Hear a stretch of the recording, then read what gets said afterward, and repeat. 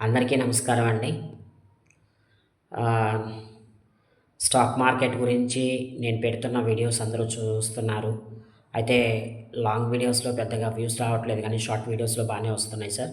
So many thanks అండి. పోతే ఏంటంటే ఈరోజు మార్కెట్సు మిమ్మల్ని ఎంతగా సంతృప్తిపరిచాయో కామెంట్ అయితే చేయండి. ఆహ్, సో,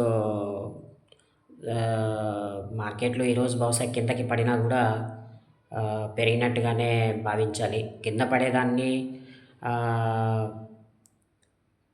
ఆపర్చునిటీగా తీసుకోవాలి. అయితే పెరుగుతున్నప్పుడు ప్రాఫిట్స్ బుక్ చేయాలి. ఈ స్ట్రాటజీసు తెలిసిన వాళ్ళే స్టాక్ మార్కెట్‌లో ఉండి నెగ్గుకు రాగలరు. ఎందుకంటే మనకి ఆహ్, ఒక మామిడి చెట్టు అంతటిదే పెట్టిన వెంటనే కాపు రాదు. మామిడి చెట్టు కాపు రావాలి అనంటే ఎంత తక్కువగా లేదనుకున్నా కూడా 5 ఏళ్ళు పడుతుంది. అలాంటిది స్టాక్ మార్కెట్‌లో డబ్బులు పెడితే వెంటనే రావాలి అనంటే రావు. ఆహ్, వెంటనే వచ్చేవి టొమాటో పంటల్లాంటివి. ఒక్కోసారి వస్తుంటాయి, ఒక్కోసారి వెళ్ళిపోతుంటాయి. టొమాటో పంట పెడితే డబ్బులు ఒక్కోసారి వస్తాయి.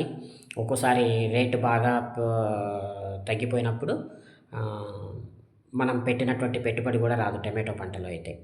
కానీ మామిడి పళ్ళలో రావాలి లేదన్నా లాంగ్ క్రాప్‌లో రావాలి అంటే ఏం చేయాలి? ఆహ్, మామిడి పండ్లల అంటే మామిడి చెట్ల లాంటి స్టాక్స్‌ని పట్టుకోవాలి.